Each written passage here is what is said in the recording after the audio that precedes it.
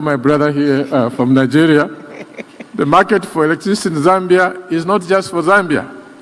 The market for electricity in Zambia includes the powerful members, which is South Africa, Namibia, Zimbabwe, Mozambique, Botswana. And now we are going to include Kenya, Tanzania, Uganda. My brother, I think our population is bigger than yours. I think that deserves a round of applause.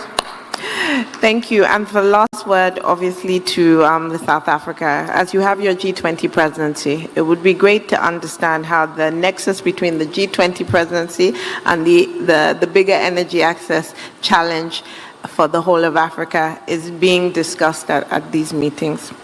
Well, as you know, South Africa is the only sovereign country on the continent that is a full member of the G20.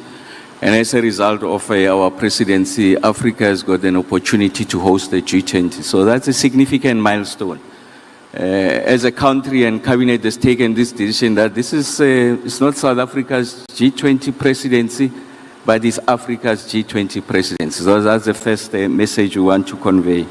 And then the organizing theme of our G20 presidency is that of solidarity.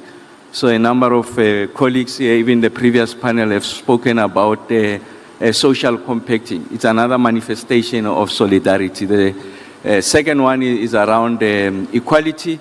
So our view is that we must be able to surface and elevate, if you like, the nuances on the continent in relation to unsaved electricity. 83% of the global unsaved electricity is on the continent.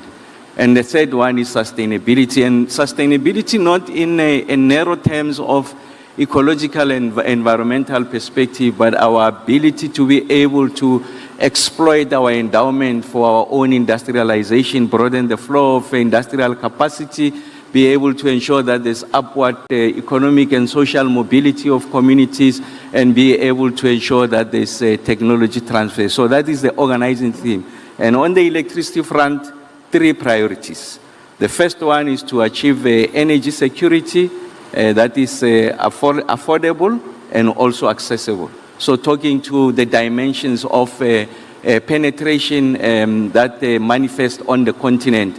And then the second one is to achieve a just and affordable transition. So our view is that we must be able to articulate as sovereign nations and also as a collective of countries on the continent, of course, guided by the Africa we want, Agenda 2063.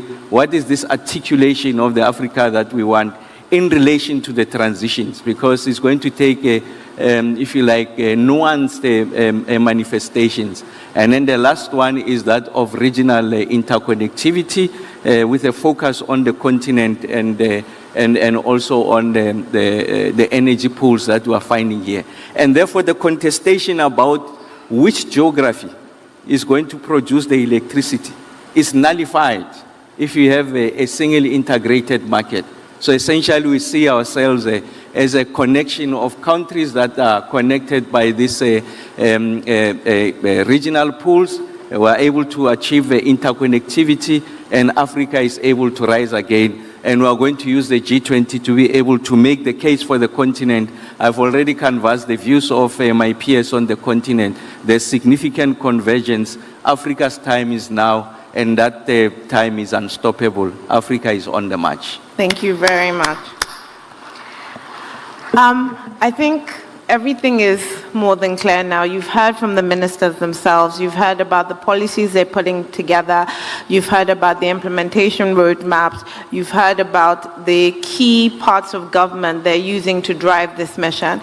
I encourage everybody, if you're not part of the Energy Compact process, to try and listen and give feedback to governments as well.